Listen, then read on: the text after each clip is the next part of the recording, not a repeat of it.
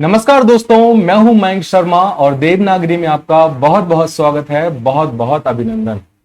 दोस्तों, पिछली क्लास में हमने स्वर संधि को पूरी तरीके से समझ लिया था, जो कि 2 पार्ट में हमने कवर किया था।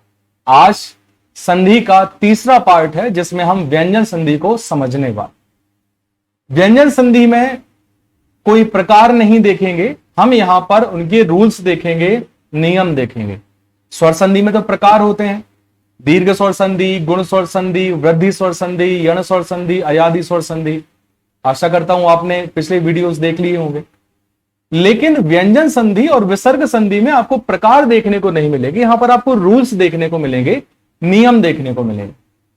अब व्यंजन संधि में बहुत सारे नियम हैं, तो ऐसा भी हो सकता है कि 2 4 5 नियम के बाद में आप जो है वो बहुत थका हुआ सा महसूस करने लगो, बोरिंग सा लगने लगे। इसलिए आप इस वीडियो को थोड़ा थोड़ा करके देखें, ठीक है। पहले 20-25 मिनट का पहले देख लिया, फिर 20-25 मिनट का बाद में देख लिया, नोट्स हल्के से बना लिए, लिख लिए। इससे क्या होगा कि आपको वो बोझिल नहीं लगेगा, परेशान सा नहीं करेगा।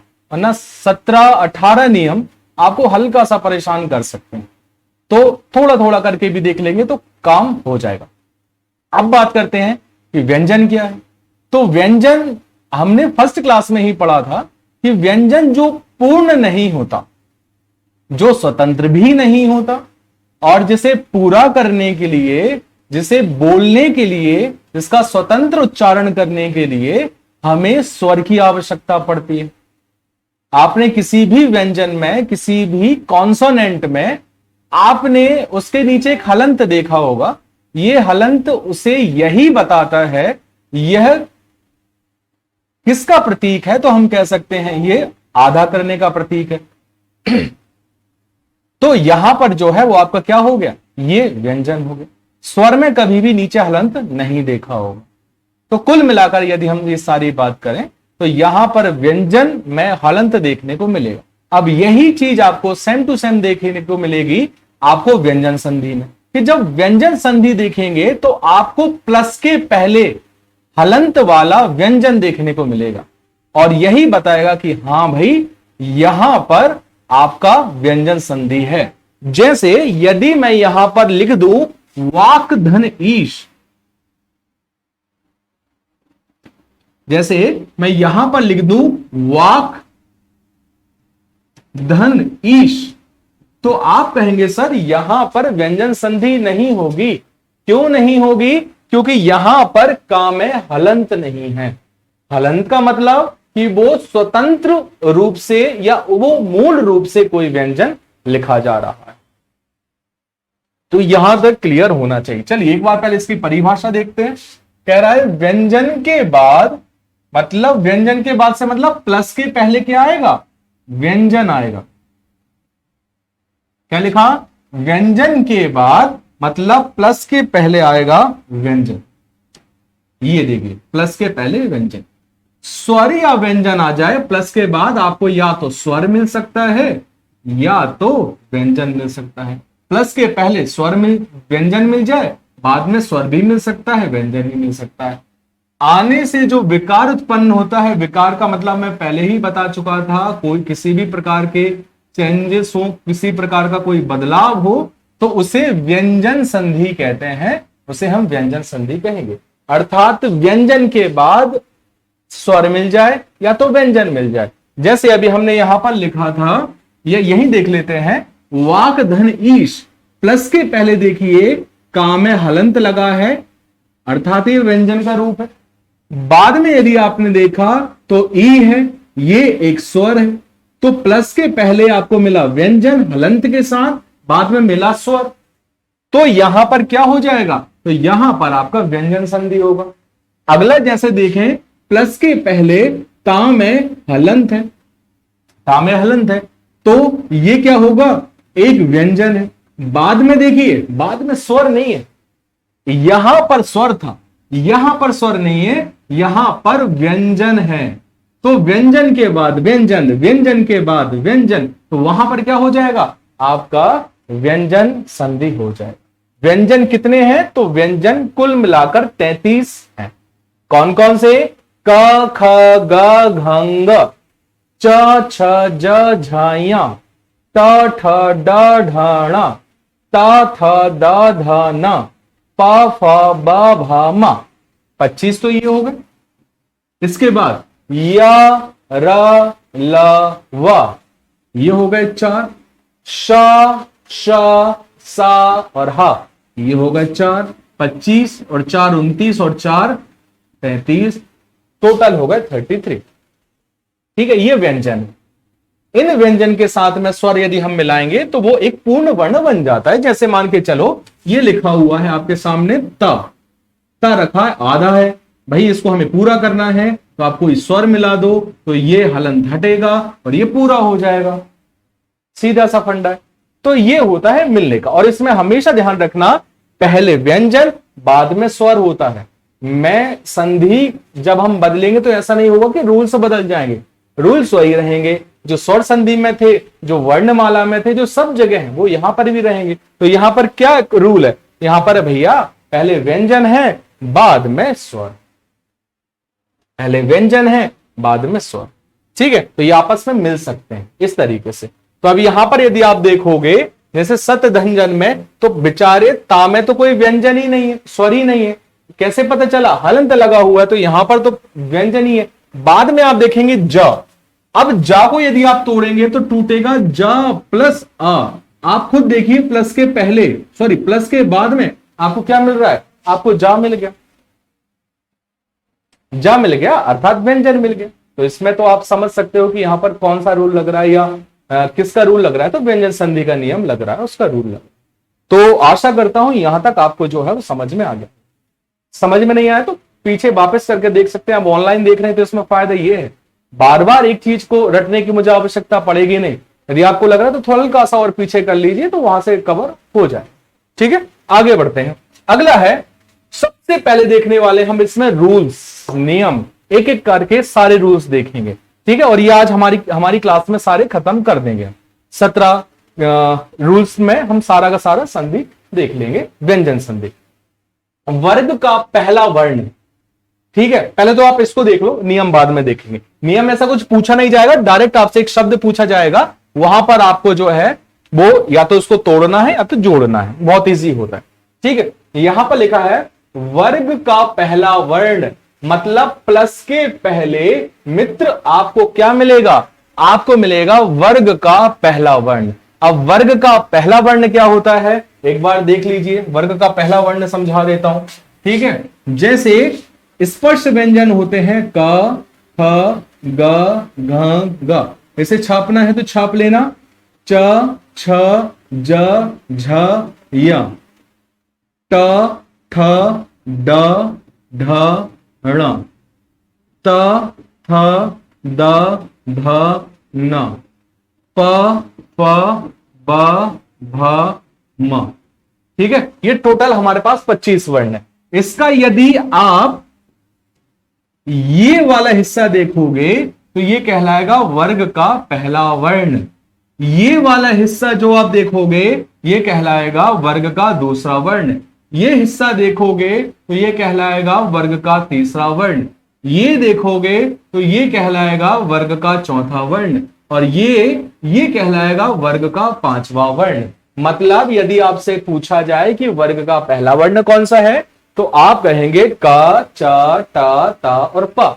आपसे कहा जाए दूसरा तो ख, छ, ठ, थ और फ। आपसे कहा जाए तीसरा तो ग, ज, ड, द और ब। आपसे कहा जाए चौथा तो घ, झ, ढ, ध और भ। और आपसे कहा जाए पांचवा तो ग, य, ण, न और म। ये होंगे। ठीक है, अब वापस आते हैं, अब कहानी और अच्छी समझ में आएगी। इसमें क्या कहा है, वर्ग का पहला वर्ण। तो वर्ग का पहला वर्ण देखिए क, च, ट, त और प, ये हो गए आपके। ठीक है, तो वर्ग का पहला वर्ण आपको कहां मिलना चाहिए, प्लस के पहले मिलना चाहिए। अच्छा, प्लस के बाद भी कुछ मिलना चाहिए क्या, प्लस के बाद मिलना चाहिए आपको कोई भी स्वर। अब स्वर के बारे में तो आपको पता ही है, छोटा आ, बड़ा आ, छोटा ई, बड़ा ई, छोटा ओ, बड़ा ओ, ए, ऐ, ओ, औ, सब पता है। ठीक है, तो आपको प्लस के बाद में स्वर मिल सकता है। और क्या मिल सकता है, तो तीसरा मिल सकता है, तीसरा वर्ण। वैसे यहां पर लिखे हैं लेकिन वापस अपन टेबल में देखेंगे। तो तीसरा कौन सा है? तीसरा है ग, ज, ड, द और व। मतलब आपको तीसरा वर्ण मिल जाए प्लस के बाद में, और चौथा वर्ण मिल जाए। तो चौथा कौन सा है? घ, झ, ढ, ध और भ, ये मिल जाए। और क्या मिलना है? और अंतस्थ व्यंजन मिल जाए। अब आप कहोगे सर ये अंतस्थ व्यंजन क्या है? अंतस्थ व्यंजन होते हैं या, रा, ला और वा। अंतस्थ व्यंजन होते हैं या, रा, ला और वा। तो ये भी आपको प्लस के बाद मिल सकते हैं, जो यहां पर मिल रहे हैं। तो कुल मिलाकर क्या हुआ? प्लस के पहले आपको ये मिल जाए वर्ग का पहला वर्ण, बाद में स्वर मिल सकता है, स्वर नहीं मिले तो तीसरा मिल सकता है, तीसरा भी नहीं मिला तो चौथा मिल सकता है, चौथा भी नहीं मिला तो अंतस्थ मिल सकता है। यदि अंतस्थ भी नहीं मिला तो ये रूल ही नहीं मिलेगा। ठीक है, तो ये फिर रूल ही नहीं लगेगा। तो ये सारी चीजें चाहिए। अब आपने कहा चलो ठीक है, प्लस के पहले हमें वर्ग का पहला वर्ण मिल गया, प्लस के बाद में हमें ये सब कुछ मिल गया, तो उसके बाद क्या होगा? उसके बाद क्या होगा? ये जो वर्ग का पहला वर्ण है वो तीसरे वर्ण में बदल जाएगा। वर्ग का पहला वर्ण तीसरे वर्ण में बदलेगा। कैसे? देखिए, ये का बदलेगा गा में, ये चा बदलेगा जा में, ये टा बदलेगा डा में, ये ता बदलेगा दा में, और ये पा बदलेगा बा में, ये पा बदलेगा बा में। एग्जाम्पल देखना, एग्जाम्पल देखिए।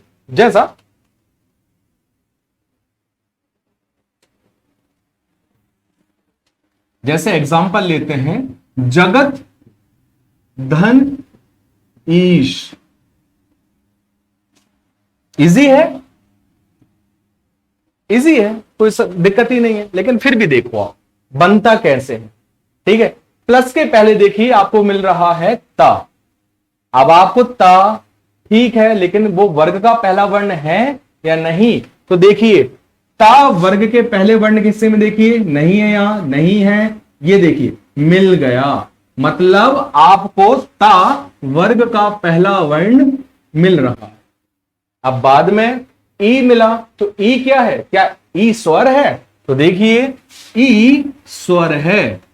ठीक है, तो यहां पर भी आपका रूल लग रहा है, यहां पर भी रूल लग रहा है, दोनों तरफ से रूल लगेगा, तो इसमें ये रूल लग जाएगा। अब रूल लगेगा तो क्या होगा? ये जो वर्ग का पहला वर्ण है मतलब ता है, ये अपने तीसरे वर्ण में बदलेगा। तो तीसरा वर्ण क्या है? ता का। तो ता का तीसरा वर्ण है, सॉरी ता यहां पर, ये टा है। ठीक है, ता यहां पर, तो ता का तीसरा होगा द। तो ता आधा था तो दा भी आधा रहेगा। तो देखिए आधा रख देते हैं, ज, ग, द और ईश। अभी थोड़ी देर पहले बताया कि जब व्यंजन पहले आधा हो और बाद में स्वर हो तो ये आपस में मिल सकते हैं। तो मिला दीजिए, दा में बड़ी ई की मात्रा दी और शाह जगदीश। ठीक है, तो क्या हो गया? जगदीश शब्द बन गया। एक आध एग्जाम्पल और देखते हैं, जैसे ऋक धन वेद। बहुत आसान सा है, पता ही होगा हमें। ऋक मतलब होता है पुराना और वेद मतलब वेद। ठीक है, तो अब यहां पर देखिए प्लस के पहले देखेंगे तो आपको का मिल रहा है। क्या का वर्ग का पहला वर्ण है? तो है। ठीक है, बाद में आपको मिल रहा है वा। क्या मिल रहा है? वा। तो वा कैसे?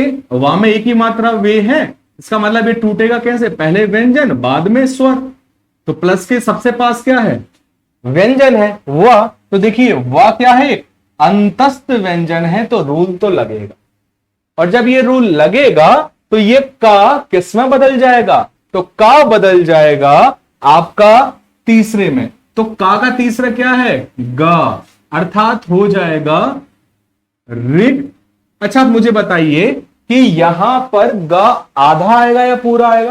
तो आप कहेंगे सर यहां तो आधा आएगा। क्यों? क्योंकि का भी आधा है तो गा भी आधा आएगा। तो गा आधा लिखेंगे और वेद। अच्छा, जगदीश में भी ध्यान रखना द आधा ही आया था, लेकिन उसमें स्वर मिल गया तो वो पूरा बन गया। अब यहां पर बेचारे को कोई स्वर मिल ही नहीं रहा है पूरा होने के लिए, तो वो आधा ही रहेगा। ठीक है, एक एग्जांपल और देख लो, जैसे षट धन आनंद,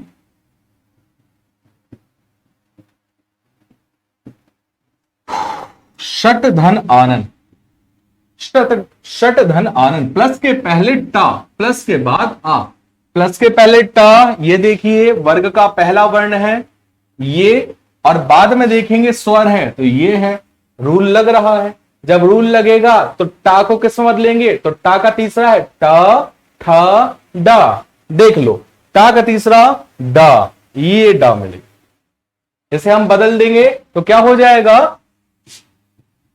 षट का हो जाएगा डा, बड़ा आ जुड़ेगा तो हो जाएगा षडानंद। आधा हुआ था लेकिन स्वर मिला दिया, आ रहा है समझ में, स्वर हमने मिला दिया इसलिए बड़े आ की मात्रा बन रहा है। ऐसा नहीं है कि हमने अपने मन से लगाया, कभी बड़ा आ लगा दिया, कभी आधा लगा दिया, ऐसा नहीं है। जो उसके बाद में स्वर होता है उसके हिसाब से ही हम चीजों को देखते हैं, उससे फॉलो करके हम सारी चीजें करते हैं। तो यहां तक जो है वो समझ में आ गया होगा। ये पहला रूल था। पहला रूल क्या था, एक बार फटाक से रिवाइज करते हैं। वर्ग का पहला वर्ण, वर्ग का पहला वर्ण अपने ही तीसरे वर्ण में बदलता है, अपने ही तीसरे वर्ण में बदलता है। अब ये कब बदलता है ये हमने यहां पर देख लिया। ठीक है, ये सारी चीजें आपकी किताब में है तो परेशान होने की जरूरत नहीं है, कोई भी नोट्स नहीं बनाना है। वो कॉपी, वो किताब ही आपकी कॉपी है।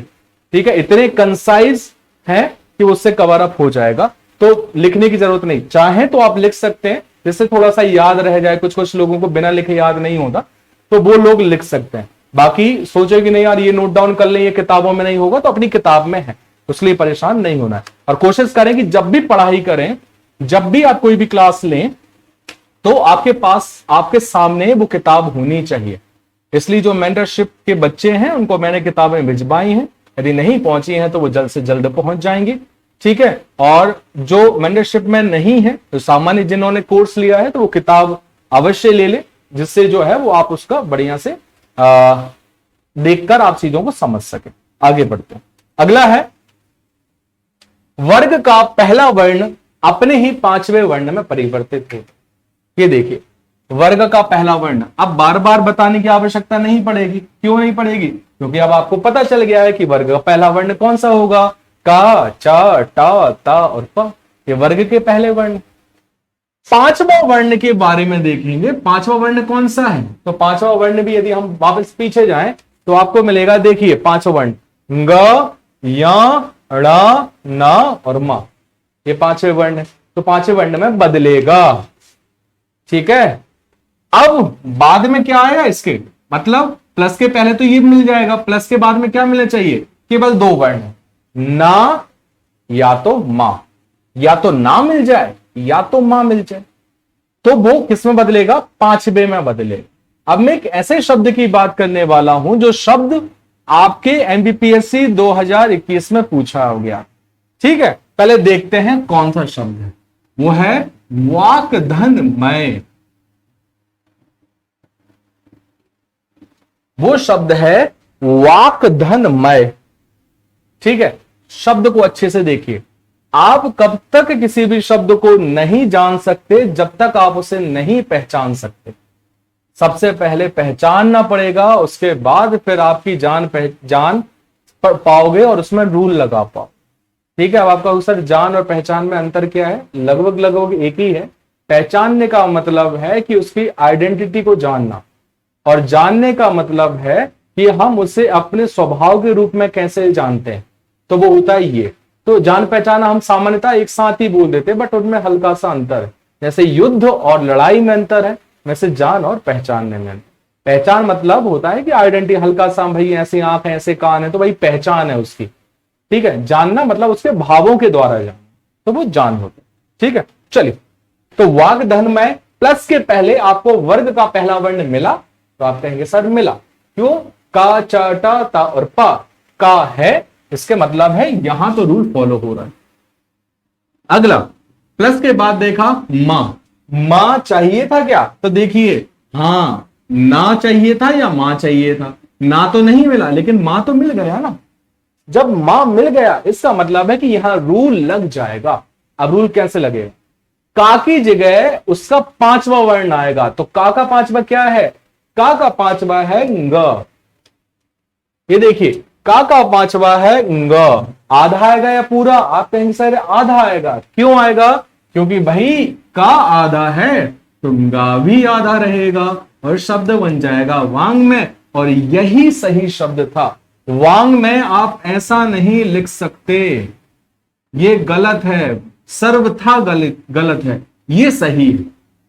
वांग में वो शब्द गलत है, ये सही, गा लगे। अब ये ग पंचम वर्ण के रूप में नहीं है, ये संधि के रूप में है, इसलिए इसको लगाना आवश्यक। यहां तक क्लियर है, ठीक है। चलिए एक आधा एग्जांपल और देख लेते हैं। जगत धननाथ, जगत धननाथ, प्लस के पहले देखिए ता, वर्ग का पहला वर्ण है तो बिल्कुल है, ठीक है। बाद में देखेंगे ना, तो ना, ये देखिए पहले मां मिल रहा था, अब क्या मिल रहा है, ना मिल रहा है, इसका मतलब ये रूल लग जाएगा। और जब ये रूल लगेगा तो क्या हो जाएगा, जगत धननाथ का जगन्नाथ, इस ंगा को आधा करके नहीं लिखा जा सकता, लेकिन ना को तो लिखा जा सकता है, तो ना को जब लिखा जा सकता है तो आप जगन्नाथ लिख दो। जो जगत के नाथ हैं वो जगन्नाथ। क्लियर है, चलिए तो ये भी समझ में आ गया होगा। पहला नियम था वर्ग का पहला वर्ण तीसरे में बदलता है, दूसरा नियम वर्ग का पहला वर्ण पांचवें में बदलता है। जितने भी एग्जाम्पल हैं वो सब करते जाइएगा। आगे बढ़ते, तीसरा रूल है ता के बाद यदि चा या छा हो, देखिए ता के बाद चा या छा, ता के बाद चा या छा, ध्यान रखना है इन नियमों को रटने की आवश्यकता नहीं है। रटने की मतलब इस तरीके का कुछ आपसे पूछा नहीं जाएगा एग्जाम में कि भाई कौन से नंबर का नियम लग रहा है, ये नहीं पूछेंगे, ठीक है, हो ही नहीं सकता, न ऐसा अभी तक किसी एग्जाम में पूछा गया। हाँ, बस आप उसके स्वरूप को, उसकी प्रक्रिया को समझ लीजिए। ता के बाद चा या छा आएगा तो ये जो ता है वो चा में बदलेगा, ये ता का चा हो जाता है, ये ता चा में बदलेगा। जैसे मैंने लिखा सतधन चरित्र, सतधन चरित्र, प्लस के पहले ता है उसके बाद चा है, तो ता चा में बदलेगा, तो क्या हो जाएगा, ता का कर दीजिए चा और चरित्र, तो क्या हो गया, सच्चरित्र, तो क्या हो जाएगा, सच्चरित्र हो जाएगा। ठीक है, इसके बाद यदि हम देखें जैसे उत्धन चारण,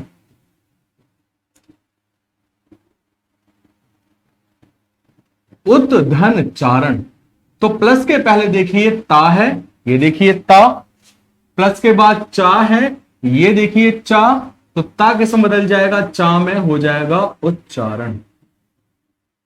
जैसे उत्धन छिन्न,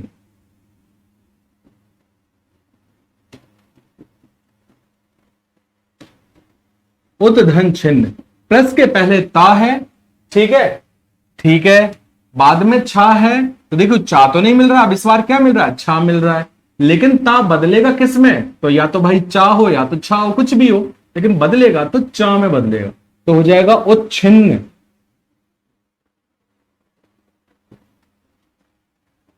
तो क्या हो जाएगा, वो उच्छिन्न हो जाएगा। और आपको पता है छोटा ई के पहले, छोटा ई के पहले हम कभी कभी क्या लगा सकते हैं कि हम उसके सामने आगे की ओर हम जो है वो मात्रा लगा सकते हैं, तो यहां पर क्या बन जाएगा, वो उच्छिन्न बन जाएगा। तो इस तरीके से यहां पर उच्छिन्न ऐसे भी लिख सकते, यहां तक क्लियर है। तो उच्छिन्न ये शब्द आपका यहां पर, ये कई सारे मैंने एग्जांपल इसमें बता दिए, कम ही एग्जांपल है, छोटे छोटे नियम है, इसमें कम ही एग्जांपल पूछे जाते। स्टार्टिंग का पहला और दूसरा नियम बहुत इंपॉर्टेंट है, उनको अच्छे से देखकर जाना है, ठीक है, लेकिन इन नियमों को भी देखकर जाइएगा, क्योंकि ज्यादातर मुझे लग रहा है आयोग अब इन छोटे छोटे नियमों से प्रश्न पूछ रहा है, जैसे पूछ लिया गया था अहोरात्र, अब अहोरात्र में जो है वो गिनती के 4 या 5 ही एग्जाम्पल होंगे, अब लेकिन फिर भी वो पूछ लिया, तो अब उसकी मंशा जो है वो ऐसे नियमों से है जिस पर लोग ज्यादा चर्चा नहीं करते हैं, जिसको ज्यादा देखते नहीं है, तो उनको अच्छे से समझ लेना। अगला नियम देखते हैं, इसी से ही रिलेटेड है कि ता के बाद यदि जा या झा हो, यदि ता के बाद या तो जा मिल जाए या तो झा मिल जाए, तो ये ता जा में बदल जाता है। ता के बाद यदि जा या झा हो तो ता जो है वो जा में बदल जाता है।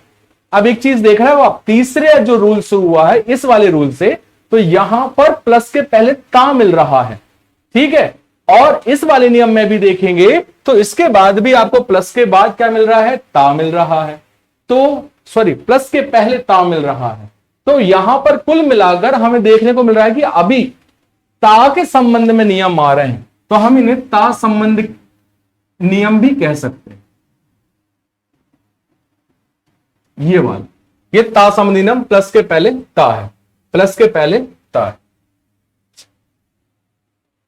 क्लियर है यहां तक, ठीक है। ये ता संबंधी नियम में जाए। एग्जाम्पल देखते हैं, जैसे उत धन ज्वल, उत धन ज्वल, प्लस के पहले ता, उसके बाद जा। तो प्लस के पहले ता है, ये काम कर रहा है क्या भाई, आप कहेंगे सर बिल्कुल काम कर रहा है, प्लस के पहले ता है। बाद में देखा जा, क्या ये काम कर रहा है, तो आप कहेंगे बिल्कुल सर ये काम कर रहा है। इसका मतलब ता बदलेगा जा में, तो आधा आएगा या पूरा आएगा भाई, जब ये ता आधा है तो जा भी आधा आएगा, तो शब्द क्या बन जाएगा, उज्ज्वल। बहुत सारे बच्चे उज्ज्वल शब्द को गलत लिखते हैं, यदि आप भी इस शब्द को इस तरीके से लिखते हैं बच्चा, तो यह गलत होगा, ये सर्वथा गलत होगा। क्योंकि आप खुद देखिए संधि में क्या है, उत धन ज्वल है, उत धन जवल थोड़ी है। तो जब उत धन ज्वल है तो यहां पर क्या हो जाएगा, उज्ज्वल बनेगा, ना कि उज्जवल। ये वाला जो है वो आपका गलत। एक आधा एग्जांपल और देखना है, तो जैसे उत धन झंकार, झंकार का मतलब है वाइब्रेशन, वाइब्रेट करना। तो प्लस के पहले ता आपने लगाया, ठीक है, प्लस के बाद आपने झा लगाया, तो ता किस में बदलेगा, ता जा में बदलेगा, झा में तो नहीं बदलेगा, क्योंकि भाई यहां तो जा ही है, ये देखो जा ही है, तो ये ता बदलेगा आपका जा में, तो हो जाएगा उज्झंकार।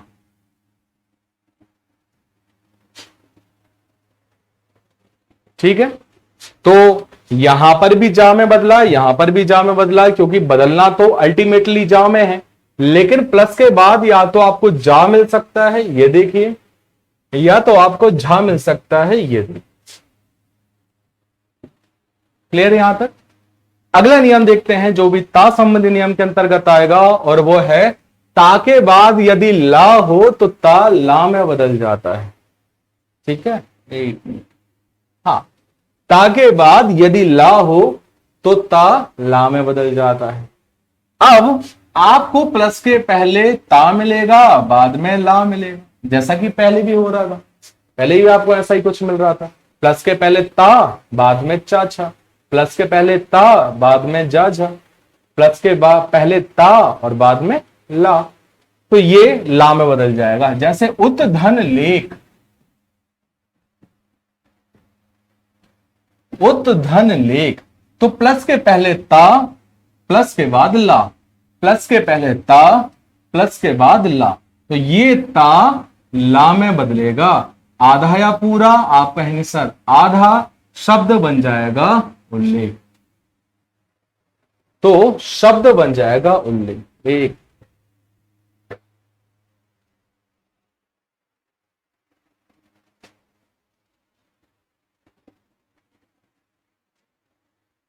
ठीक है, इसके बाद जैसे उत धन लास हो जाता है,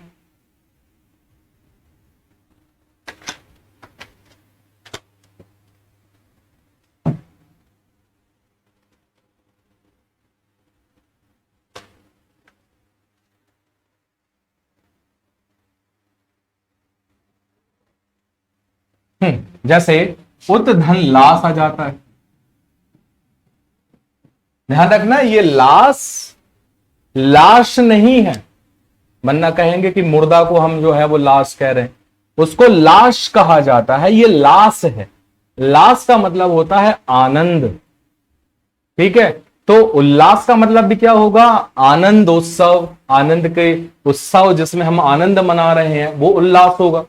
ठीक है, तो प्लस के पहले ता बाद में ला, तो ता बदलेगा ला में और बन जाएगा लास, तो हो गया उल्लास। ठीक है, होली का टाइम है, दीपावली का टाइम है, शादी ब्याह का टाइम है। ठीक है, तो उस समय क्या होता है? उल्लास का मौका होता है, उल्लास मनाया जाता है, उल्लास में होते हैं हर व्यक्ति, तो वो उल्लास होता है। लाश का मतलब मुर्दा होता है। ठीक है, और लाश शब्द जो है वो ना हिंदी का है ना संस्कृत का है, ये एक तुर्की शब्द है। ठीक है, तर्किश शब्द आपको देखने को मिलता है। क्लियर है? चल आगे बढ़ते हैं। आशा कर रहा हूं कि यहां तक समझ में आ गया होगा। आशा कर रहा हूं तो समझ में भी आना चाहिए, वरना मैं आशा करता रह जाऊं तो भोसले बना दो। ठीक है, तो तैयारी करते रहो, अच्छे से पढ़ते रहो। ठीक है, चलो आगे बढ़ते।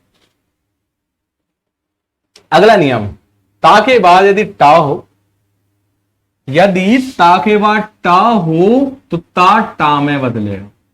यदि ता के बाद डा हो तो ता डा में बदलेगा। पहले से हल्का सा ट्रेंड चेंज हुआ है। अभी बाद में जैसे ता के बाद चा या छा था तो बदल केवल चा में रहा था, लेकिन अब देखिए ता के बाद टा है तो ता टा में बदलेगा। ता के बाद डा है तो ता डा में बदलेगा। ट्रेंड चेंज हुआ।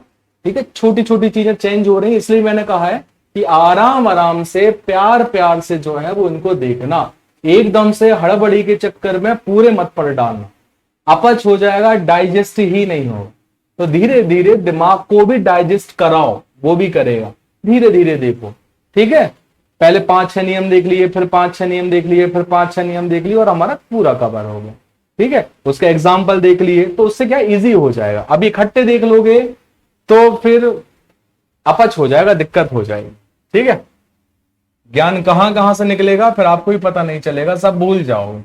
तो अब देखते हैं, ता के बाद टा है तो टा में जैसे लिखा बृहत धन टीका, और इसका एक एग्जांपल देखते हैं, जैसे उत धन डयन। अब देखिए प्लस के पहले ता, प्लस के पहले ता, प्लस के पहले ता, यहां तक तो काम बिल्कुल सही है।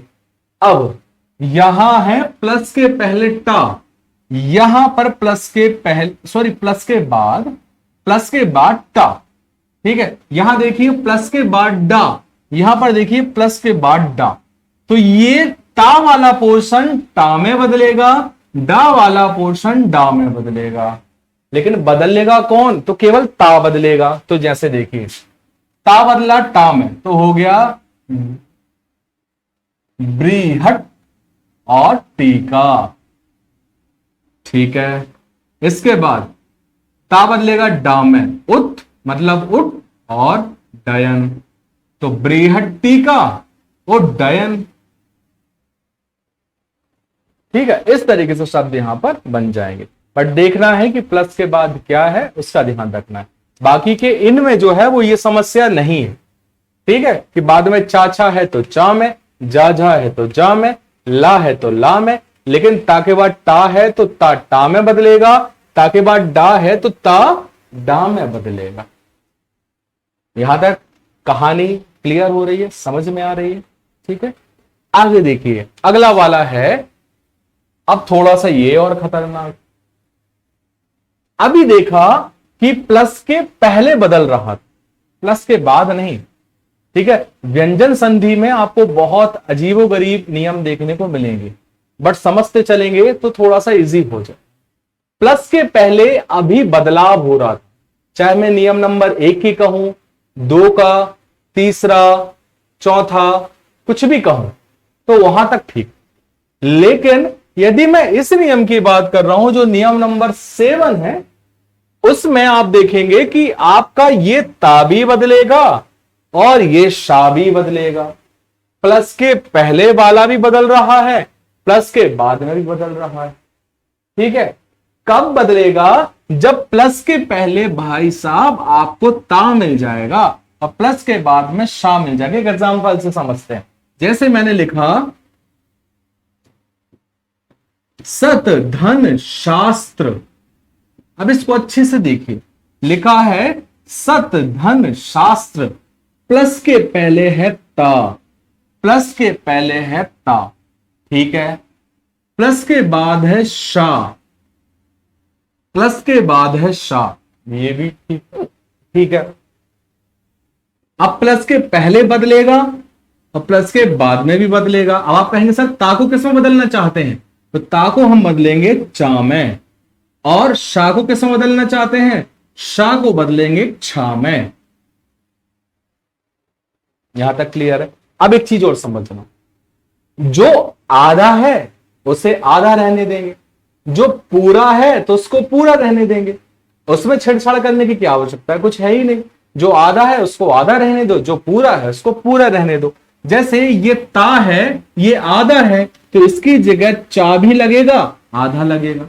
अब ये शा अपने आप में पूरा है और आ की भी मात्रा है, तो उसकी जगह हम छा रखेंगे, तो छा में आ की मात्रा लगा देंगे। बाकी बचा क्या? आधा सा और त्रा, हो गया सच्छास्त्र। क्या हो गया? सच्छास्त्र हो गया। ठीक है, एक और देखते हैं इसी का एग्जाम्पल। उत्धन श्वास,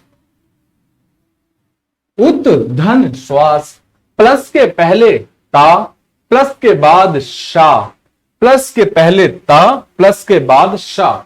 लेकिन अब देखिए ये शा आधा है, तो इसमें क्या परेशानी है? जब शा आधा है तो छा भी आधा रहेगा। जब भाई ये बड़ा था तो हमने बड़ा रूप दिया ना, अब जब ये आधा है तो हम यहां भेदभाव थोड़ी करेंगे, हम आधा ही देंगे। ठीक है, जो भी मात्रा है आपको वैसा लगाना है। ता की जगह आएगा आधा चा, शा की जगह आएगा छा, और वास, उच्छ्वास। ठीक है, ये हो गया उच्छ्वास। तो सत धन शास्त्र का छत, उत धन श्वास का उच्छ्वास, दोनों ही बदले हैं, प्लस के पहले भी और प्लस के बाद भी। ठीक है, चलो इसके बाद अगला नियम है नियम नंबर 8। ठीक है, सोचा कि धन्यवाद अभी से ही कर दिया, अभी से धन्यवाद नहीं है, अभी बेटा 17 रूल पढ़ने आज पूरे के पूरे। ठीक है, 17 रूल देखने। जय काजा मोड़ी मोड़ा सो मत जाइयो, अच्छे से पढ़त रहियो, यदि बोरियत लगे तो बीच बीच में रख दइयो, बाकी बाद फिर पढ़ रहियो। बुंदेलखंडी भाषा, ठीक है, बुंदेली होंगे तो समझ जाएंगे, सागर के यदि जुड़े होंगे तो समझ लोगे। ठीक है, तो समझत रहियो बीच बीच में, सोइयो मत। चलो, ता के बाद यदि हा आ जाए, ठीक है, तो ता के स्थान पर दा, हा के स्थान पर धा, जैसा यहां पर था सेम टू सेम वैसा ही हो रहा है। ठीक है, प्लस के पहले ता है, बाद में शा है, तो ता भी बदल रहा है, शा भी बदल रहा है। प्लस के पहले ता है, बाद में हा है, तो ता भी बदल रहा है और हा भी बदल रहा है। ता किसमें बदलेगा? दा में, और हा किसमें बदलेगा? भा में बदलेगा। एग्जाम्पल देख लो, बिना एग्जाम्पल के तो आपकी खोपड़ी में कुछ भी नहीं जाएगा, इसलिए एग्जाम्पल देखना पड़ेगा। मोड़ा मोड़ी। चलो, लिखा है प्लस के पहले ता, बाद में हा। जो पहले, जिसके पास जो रूप है उसी रूप का वर्ण आएगा। ये आधा है तो ये आधा आएगा, ये पूरा है और बड़े आ के साथ में है तो ये बड़े आ के साथ में आए। ठीक है, जैसे उत धन हार तो हो जाएगा ता की जगह दा आधा, हा की जगह धा और रा की जगह रा। शब्द बन गया उद्धार। शब्द क्या बन गया? उद्धार बन गया। आपकी किताब में लिखा होगा उद्धार ऐसा, तो बच्चा दोनों सही हैं, ये भी सही है ये भी सही है, बस इसमें हमने दा में धा को चिपका दिया है। सॉरी इसमें चिपका दिया और इसमें हमने अलग अलग रख दिया है। बाकी बात एक ही है, दोनों ही सही है। लेकिन यदि मैं सही रूप में कहूं तो ये सही है, बट लेकिन जो बुक जिस फॉन्ट में आई है तो वो फॉन्ट एक्चुअल में आपस में जुड़ जाते हैं, इसलिए आपको वो देखने को मिला। यदि नॉर्मली किसी फॉन्ट का यूज करता है तो वो अलग ही मिलता। ठीक है, तो उसमें ज्यादा परेशान होने की जरूरत नहीं है, दोनों ही सही है। ठीक है, तो ये भी हो गया आपका नियम नंबर 8। ठीक है, अगला देखो नियम नंबर 9, मां पंचम वर्ण या अनुस्वार में परिवर्तित हो जाए। बड़ा प्यारा सा नियम, कोई दिक्कत नहीं।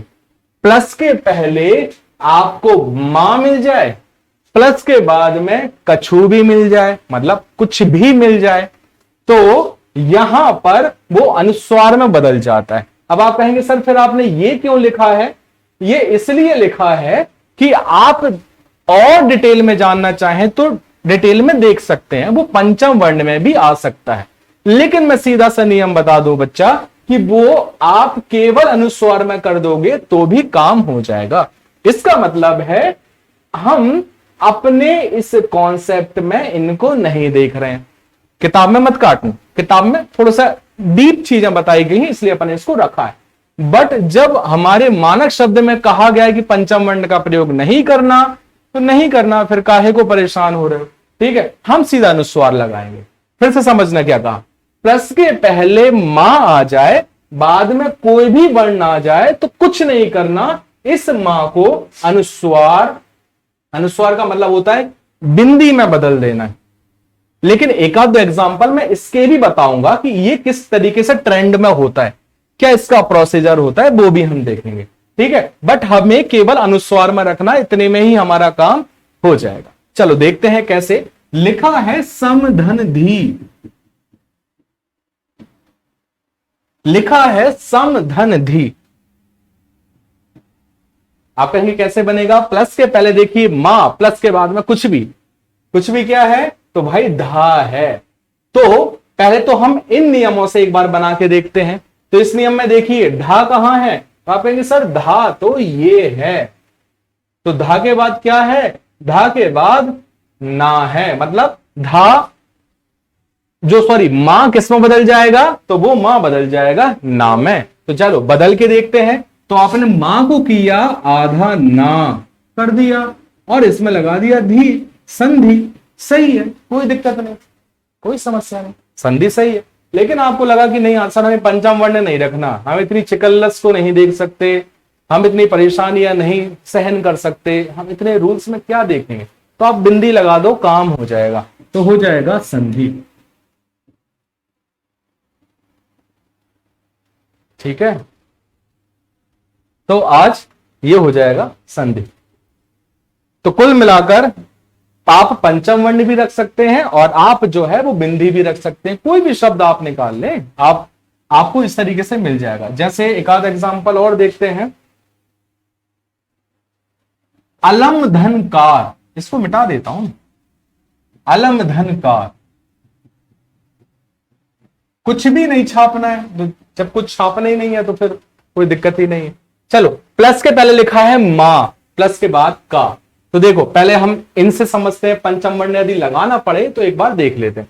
प्लस के पहले मां, बाद में का। तो ये देखिए का के रूप में क्या बन रहा है? गा बन रहा है। तो कुछ नहीं करना, मां की जगह गा लगाना है, मां की जगह गा का। ये हो गया अलंकार। आप कहेंगे सर अजीब लग रहा है, नहीं लिखना, कुछ मत करो, ये अंगा है वो बिंदी के रूप में आगे लग जाएगा और शब्द बन जाएगा अलंकार।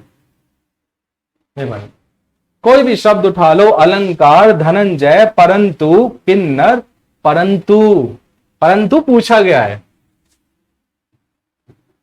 परम धन तू, प्लस के पहले मां, प्लस के पहले ता, मां को बदल दो बिंदी में, ये बन गया परंतु।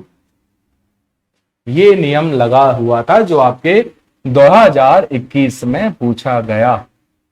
ठीक है, जितने भी पेपर्स हैं आप उनको अपने ऐप के प्रीवियस पेपर में से डाउनलोड कर सकते हो। 2015 से 2021 सभी क्वेश्चन पेपर आपको वहां पर दिए गए, तो वहां से डाउनलोड करके आप एक बार फॉर्मेट अवश्य देख लिया करो। ठीक है, क्या क्या आता है, कैसे आता है।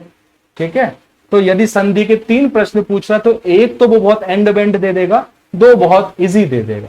तो एक एंड बेंड भी ना हो वो हम कोशिश करके चल रहे हैं, इसलिए टोटल हम 17 नियम देख रहे हैं, वरना हम 4-5 नियम देखते और आगे बढ़ जाते, बट हम ऐसा नहीं कर रहे हैं। जब हम पढ़ रहे हैं तो हमारा लक्ष्य 150 प्लस होना चाहिए और कोशिश वही कर रहे हैं कि कम से कम इतना जाए। ठीक है, चलिए आगे बढ़ते हैं। अगला नियम है, यदि ता के बाद शा हो तो ता चा में और शा छा में बदल जाता है। एक मिनट ना, ये नियम गलत, ये पढ़ चुके हैं एक्चुअली, मिसप्रिंट हो गए, इसको हटाते हैं। हाँ, ये 10वां नियम एक्चुअल में कुछ भी नहीं है, ये 11वां नियम देखते हैं। यदि शाह, इसमें क्या हुआ है, एक्चुअली नियम को छोड़ दिया है और फॉर्मेट कुछ अलग आ गया, प्रिंटिंग में थोड़ा सा वो टाइपिंग में या बनाने में डिजाइन में थोड़ी दिक्कत हो गई। चलो हटाते हैं, कोई काम का नहीं। यदि शाह व्यंजन से शुरू होने वाले शब्द के पहले ई उ स्वर आ जाए तो सा शा में बदल जाता है। बहुत सीधी सी बात, यदि आप देखें सा और सा के पहले आपको मिल जाए ई या उ, यदि आपको प्लस के पहले ई या उ मिले, बाद में सा मिले, तो ये जो सा है ना, सा सरोते का, ये शा में बदल जाता है। किस में बदल जाता है? शा में बदल जाता है। जैसे वी धन सम,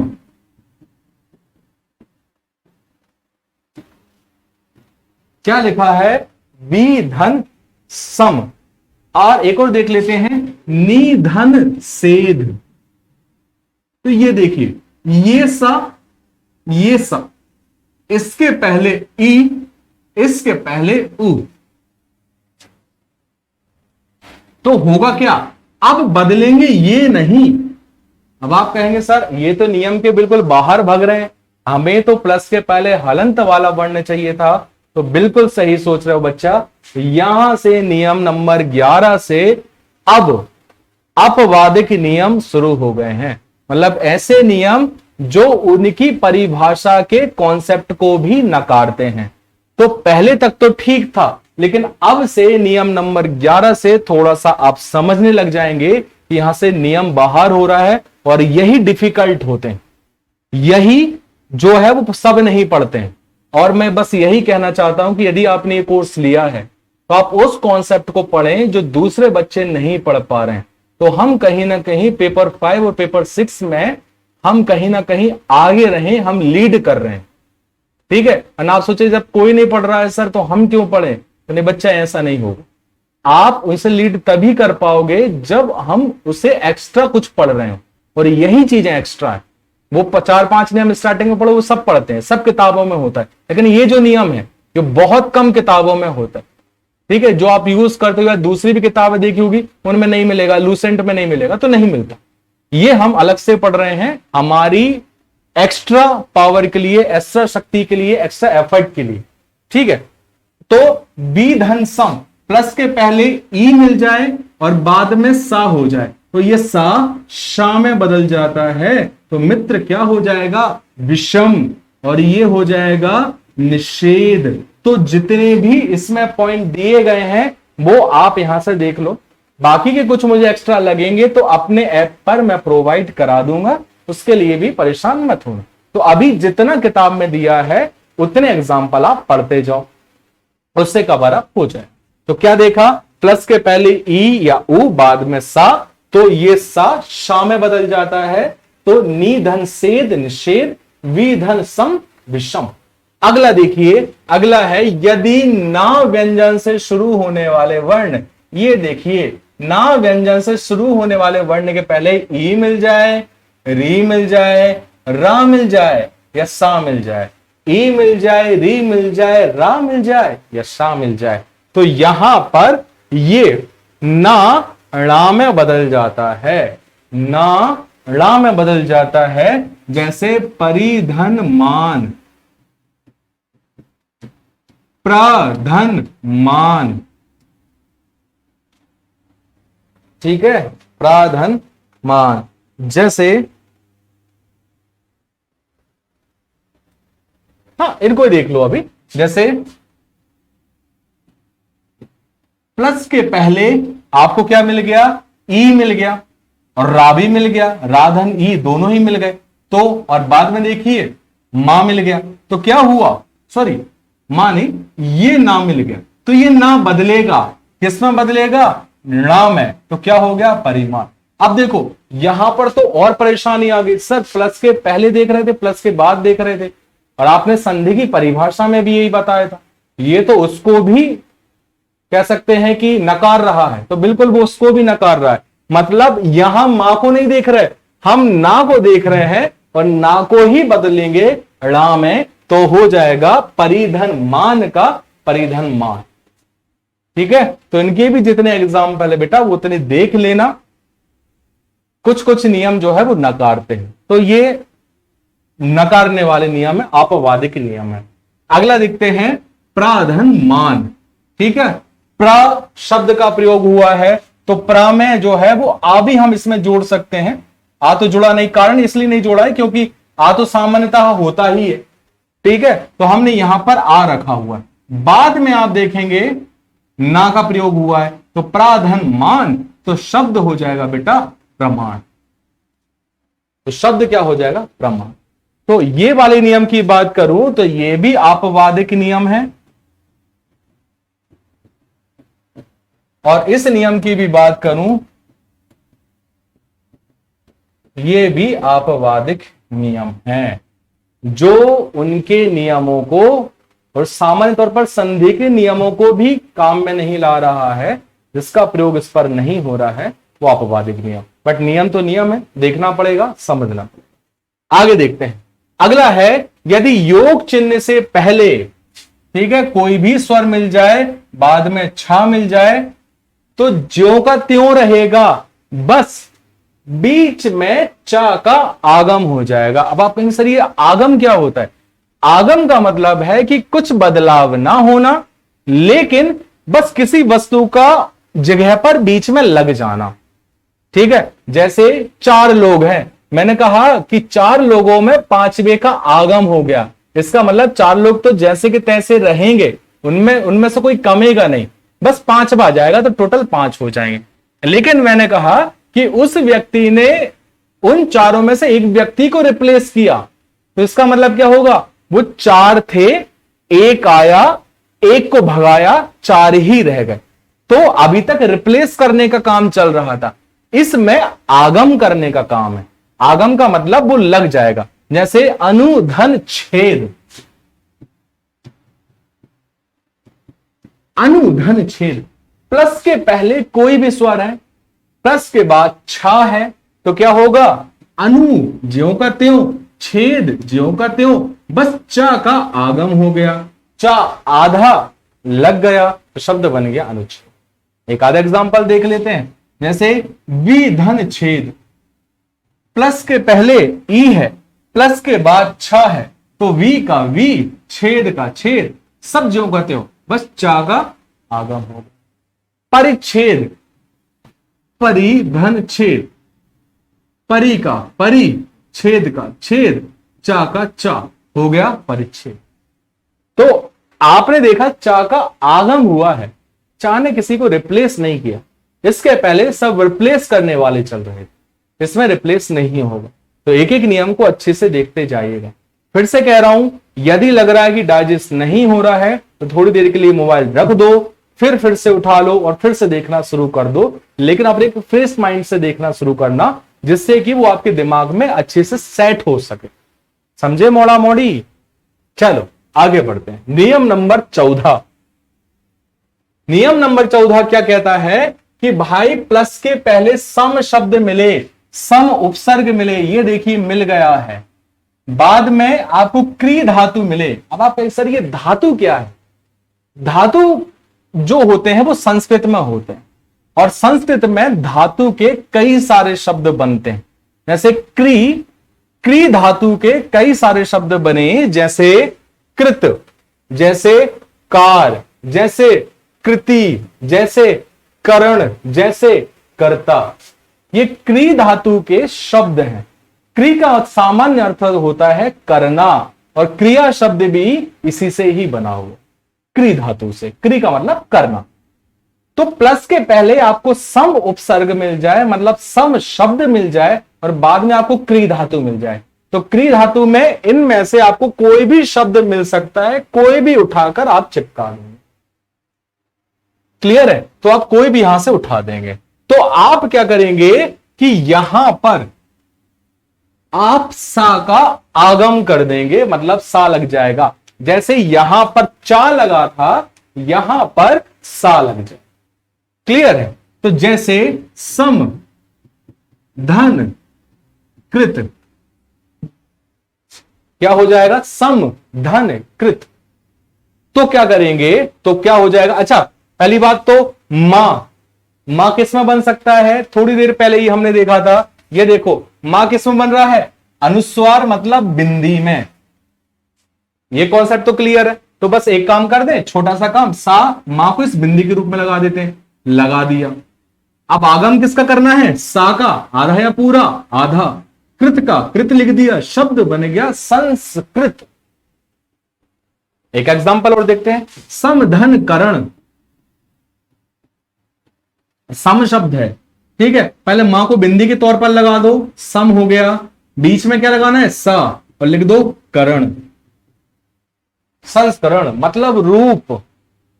जैसे हमारी पुस्तक का ये जो आपके हाथ में है वो पहला संस्करण, लेकिन जब है कुछ सुधार करके दूसरी बार जब आएगा तो दूसरा संस्करण होगा, तीसरा, चौथा, पांचवा। तो संस्करण का मतलब है प्रतिरूप, रूप होना। ठीक है, तो ये हो गया। और एग्जांपल देख लो, कोई भी उठा लो। कृत हो गया, कार से उठा लो तो समधन कार, मां बनेगा बिंदी, सा लगा दो और कार, तो क्या हो गया? समधन कार संस्कार, समधन कृत संस्कृत, समधन करण संस्कृत। क्लियर है? तो ये बन गया। इसी जैसा एक और है परी वाला, और परी वाला है ये कि परी आ जाए। अभी क्या आ रहा था? सम आ रहा था, ये सम। अब क्या आ रहा है? परी आ रहा है, और उसके बाद भी क्री धातु आ जाए। क्री मतलब कृतकार, कृति, करण, कर्ता, ये आ जाए। तो अभी हम शा को ला रहे, सॉरी सा को ला रहे थे, अब हम शा को लाएंगे। सा सरौते का, शा षटकोण का। ठीक है, अब हम ये लाएंगे। जैसे इसी को देखते हैं, समधन कृत था, तो जैसे हमने परिधन कृत रखा, तो परी का परी, कृत का कृत, बीच में किसको लगाना है? शा को। तो क्या हो गया? परिष्कृत। और देखो, परिधन कार, तो परी का परी, कार का कार, शा का शा, परिष्कार। ठीक है, परिधन करण, परी का परी, करण का करण, बीच में क्या लगाना? शा, परिष्करण। साफ करना, रिफाइन करना, परिष्करण कहला। ठीक है, उसकी क्रिया को परिष्क्रिया, परिष्कृति कहा जाता। यहां तक क्लियर है? ठीक है, तो ये हो गया आपका 15वां नियम। यदि उपसर्ग के बाद, क्री धातु के बाद शब्द कृत, कार्य, कृति, करण, कर्ता आए तो शा का आगम हो जाता। ठीक है,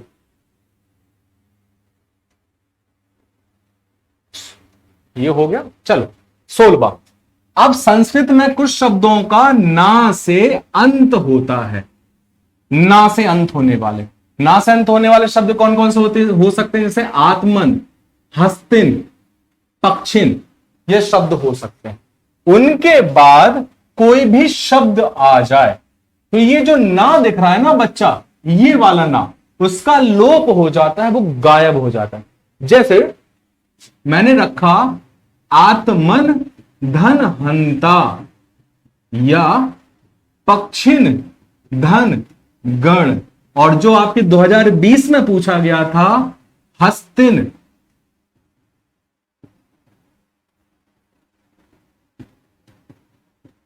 धन दंत। तो क्या करेंगे? हस्तिन ऐसे शब्द जो ना पर खत्म हो रहे हैं। क्लियर है? और उसके बाद कोई शब्द आ जाए तो कुछ नहीं करना, जो ना है उसको हटा देना।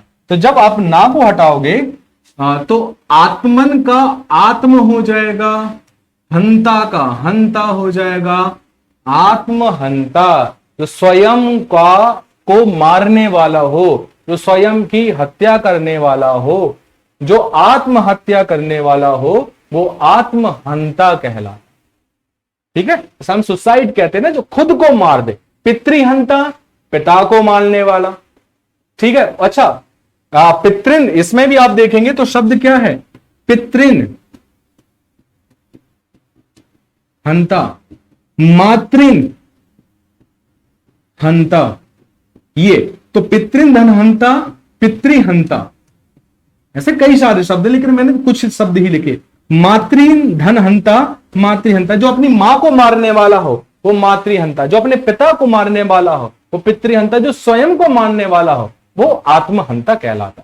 इसमें देखें पक्षिन धन गण, तो पक्षी का पक्षी, गण का गण, तो हो जाएगा पक्षीगण। अब ध्यान रखना, कभी भी आपसे पूछा जाए पक्षीगण ये सही है, तो ये बेटा गलत है। पक्षीगण ये शब्द नहीं होगा।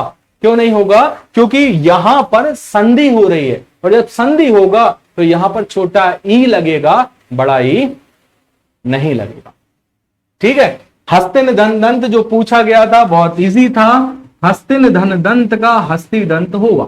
वैसे उन्होंने ये पूछा था कि हस्ती दंत का विच्छेद कीजिए, तो वो होगा हस्तिन धन दंत। ये भी जितने किताब में दिए गए हैं तो वो पढ़ लेना।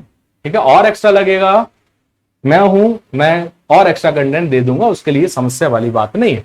जितने हो सकते हैं पॉसिबिलिटीज हैं, संभावनाएं, वो सब अपन करने की कोशिश करेंगे। पेपर 5 और पेपर 6 को सही करवाने का, आपको बेहतर करवाने का जिम्मा जब मैंने लिया है, जिम्मेदारी ली है, तो हम बहुत बेहतर करेंगे। क्लास से लेकर कंटेंट तक आपको बहुत बेहतर दूंगा। और ये बात मैं यूट्यूब पर नहीं कर रहा हूं, आपकी क्लासेस में कर रहा हूं। जब आपने कोर्स ले लिया है तो आप ये समझ लीजिएगा कि मैं अपनी तरफ से जितना डेडिकेशन होता है वो सारा मैं दूंगा, चाहे वो कंटेंट का हो चाहे क्लासेस का हो। और आवश्यकता पड़ी है कि मेरे मार्गदर्शन की, तो उसकी भी अपन जो है पूरी तरीके से कार्य अपन उसमें करेंगे। ठीक है, आंसर राइटिंग भी कैसा होगा तो वो भी हम बीच बीच में एक बार यूट्यूब पर ले जाते रहेंगे, उस पर भी हम ले जाएंगे, सारी चीजें आपको पता चल जाएगा।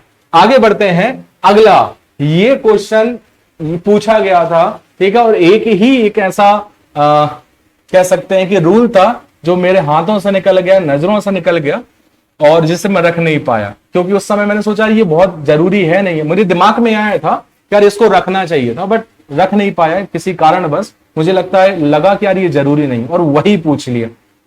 बट ठीक है, चीजें समझते समझते जो चीजें होती हैं उसे हम सीखते हैं। मैंने भी सीखा कि जो चीजें जरूरी नहीं लग रही है फिर भी कंटेंट में डालना आवश्यक है। कभी कभी वहां से चीजें आ जाती, क्योंकि संधि में जहां तक हो सकता था वो अपन ने सारी चीजें अपन ने कवर की थी, बस ये चीज रह गई। अगली बार संस्करण में अपन इसमें डाल देंगे, बट आपकी क्लास में मैं इसको बता देता हूं। क्या है कि अहन शब्द के बाद, मतलब प्लस के पहले आपको अहन मिल जाए, प्लस के पहले अहन मिल जाए, और बाद में यदि रा आ जाए, रा आ जाए, तो ये जो अहन है ना बच्चा, ये बन जाता है अहो। जी अहो बन जाता है। लेकिन इस अहन के बाद में यदि रा को छोड़कर कोई भी शब्द आ जाए, रा ना आए, तो ये शब्द बन जाता है, सॉरी, ये गलत हो गया। ठीक है, थोड़ा सा मिसप्रिंट है। अहन शब्द के बाद यदि रा आ रहा है तो यहां रा आए तो अहो बनेगा। ठीक है, और अहन शब्द के बाद रा को छोड़कर कोई भी वर्ण आए तो वहां आहर बनेगा। छोटा सा मिसप्रिंट है, ठीक है, मेरे दिमाग से निकल गया। तो यहां पर क्या हो जाएगा, आहर हो जाएगा।